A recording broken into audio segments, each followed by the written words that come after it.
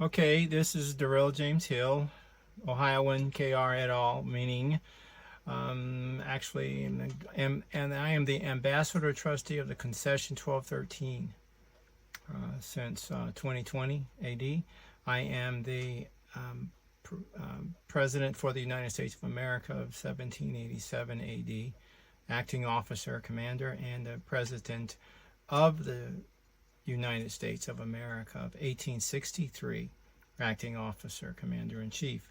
And I'm bringing this as document, trust document 2 of 3. This is a very easy one. On the top there, it begins to refer to what is trust formation, and that is the development of a responsibility of maintaining property and values for another person. And that could be the same thing as buying a Snickers bar. And you push $1 across the table, they give you a Snickers bar, and the whole operation is a trust and having to do with property and responsible actions and the method of dealing and the course of dealing to make sure you give the person a proper change. All that is trust.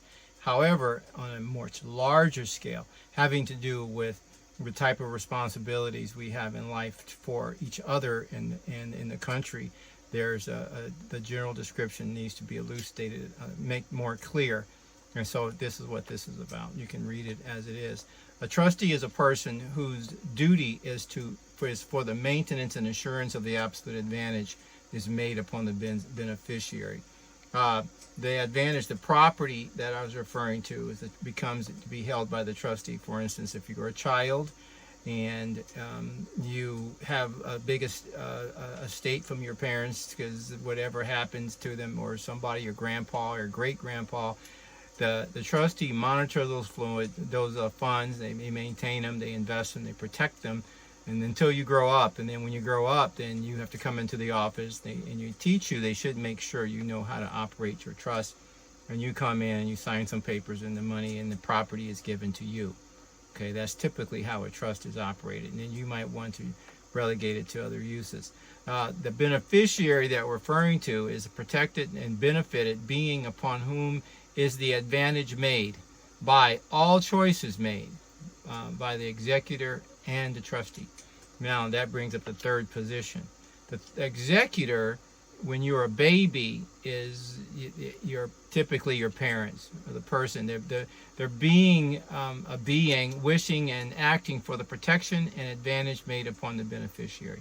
So the entire trust has these 3 operating factors. And you're going to find this is also how it is set up in the Bible, so that we can identify what's going on. And that's the format. So I'm going to use in doc number 3, which is 3 of 3 trust documents. I'll begin to look at some different types of trusts, and that'll help bring this back into mind. So you can just save this, or just kind of like read the basic ideas. The trustee has the property. He keeps it for the baby beneficiary or whoever they might be until they're able to manage it for themselves. Until that point, as you grow up, as you did grow up, hopefully, you're able to say, I want to wear the blue shirt. Now you're starting to take some authority and determination about what you want to do until you become 17 or 18. You're buying a car, you're going to college. All those are the choices that indicate that you are mature and in that state to be executor of your own trust. Okay? Thank you. Blessings. Shalom.